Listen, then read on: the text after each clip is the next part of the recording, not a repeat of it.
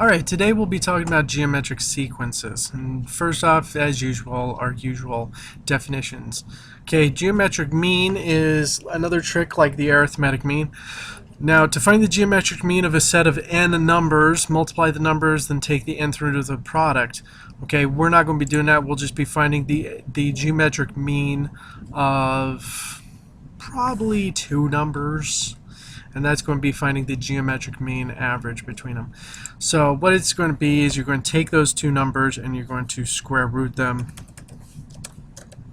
Okay.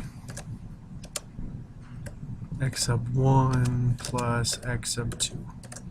Okay.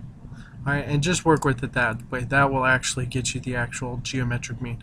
So if you wanted the geometric mean between 3 and 27,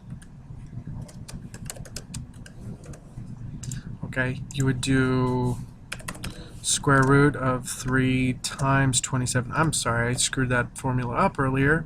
That formula is actually not x1 plus x2, it should be x1 times x2. Okay, and there we go. There's the times. Okay. Alright, and then voila, it should be the square root of 81, which should turn into 9. Now that could be a plus or minus 9, so all 2 4s 1, plus or minus 9. You have to be ready for it to be positive or negative depending upon what the common ratio is, which leads us into our next information session, the common ratio. To find the common ratio, divide the second by the first or the third by the second term of a geometric sequence. Okay, so what you're going to do is it's going to be represented as R. So you take the first, or you take, let's say we actually have a sequence 1, 2, 4, 8, 16, dot, dot, dot. Okay, so you have this all set up. Alright, so the common ratio is going to be either 2 divided by 1, or 4 divided by 2, or 8 divided by 4. And as you can see, no matter what I do, or 16 divided by 8, it should always equal 2, because that's a common ratio of this one, this actual sequence. Now, geometric sequence is just a sequence of numbers in an ordered list that have a geometric pattern between them. In other words, you're multiplying to get to the next number or dividing to get to the next number. Okay, so here's the cool thing. And oh, when you're dividing, just multiply it by the reciprocal. It makes your job a lot easier if you have to just do one operation. To find the nth term of a geometric sequence, okay, once again, I'm not going to show you how the formula is derived, but I'm actually just going to show you the formula.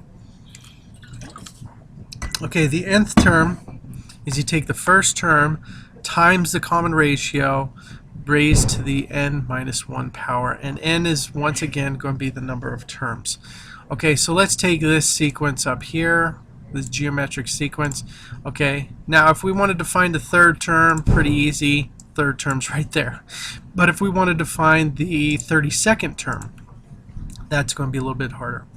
Okay, so the 32nd term, so we go a sub 32 equals 1 times parentheses, and I'm going to put the common ratio in there, which is 2, raised to the 32 minus 1. Okay? Alright, and that just turns into 1 times 2 raised to the 31st power, and that's going to be a pretty big number. Why, oh why did I do this to myself? It's what you're thinking.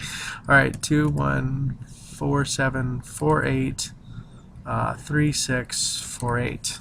And let's get some commas in there for perspective for us Americans, or for us, you know, watching.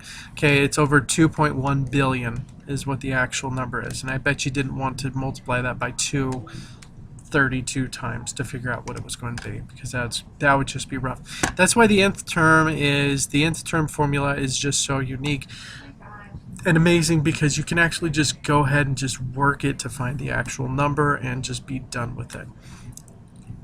Okay, let's start messing around with some actual problems on the next page. Okay, so first one, we're going to find the common ratio for this sequence.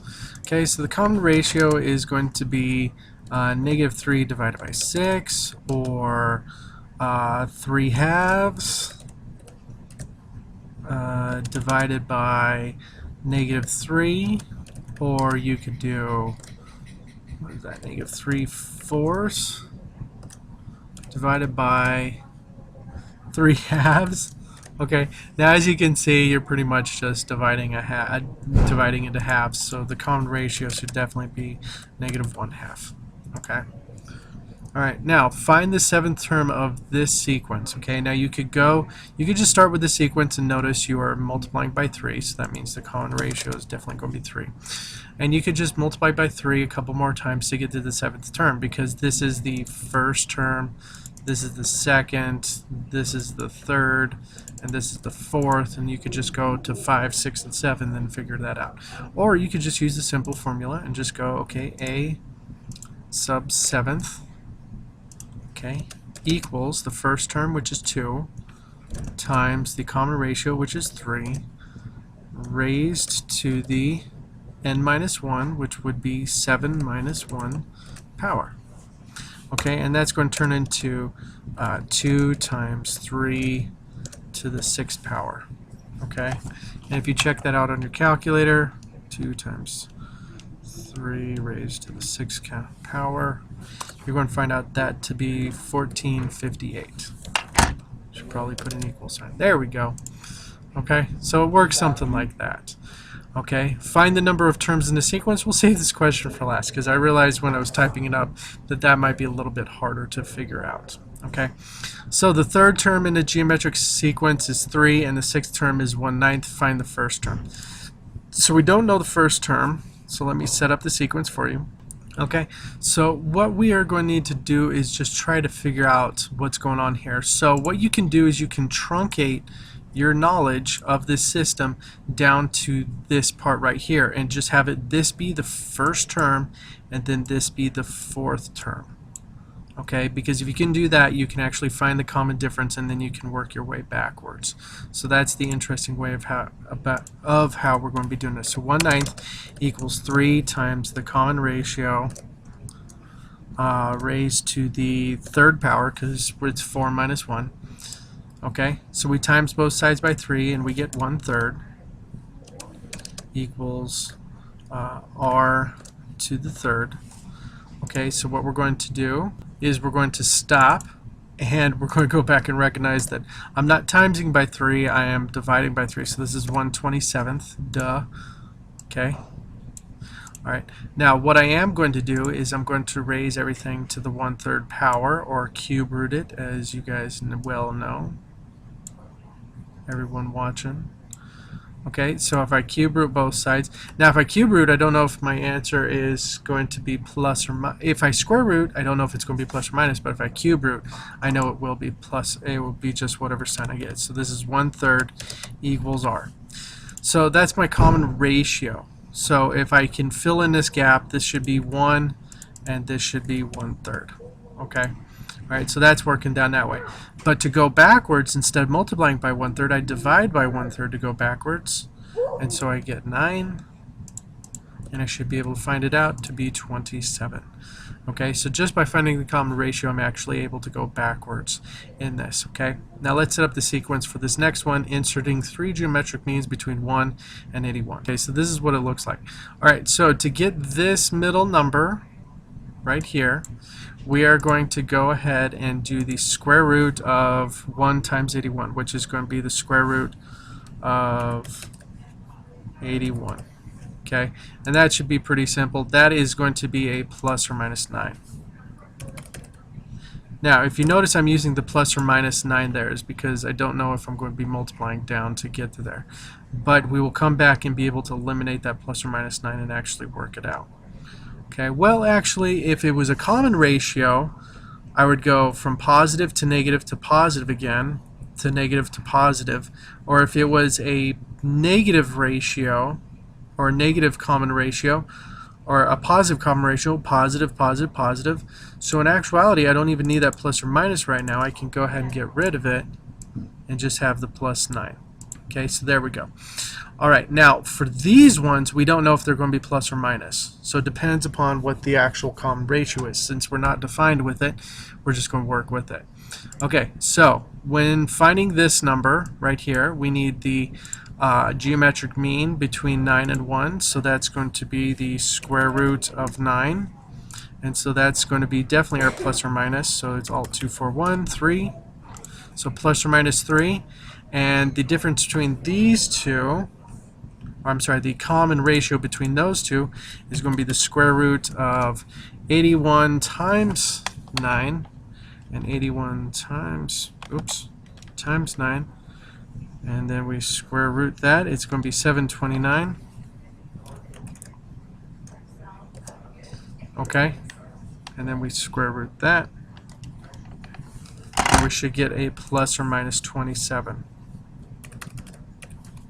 Voila. I'm all set, and I'm actually able to figure out the 3 geometric means between them. Now, there are 2 sets of possibilities for 3 or negative 3 or 27 or negative 27, but without further information on the R, we can't really fill in that gap. Okay. So when you're doing a positive square root, do the plus or minus version. When you're doing a odd cube root, you will just do the sign of what is given. Okay. All right, so a ball is dropped from a height of 8 feet. The ball bounces to 80% of its previous height with each bounce. How high to the nearest tenth of a foot does the ball bounce on a 5th bounce? Okay, so now there is no bounce, so this is actually like the 0th term right here. So this is the 0th term. Okay. So when looking at that, we're not going to look at that as the first term, but we're going to go 80 times 0.8 and get 6.4. That's going to be our first term. Then we times that by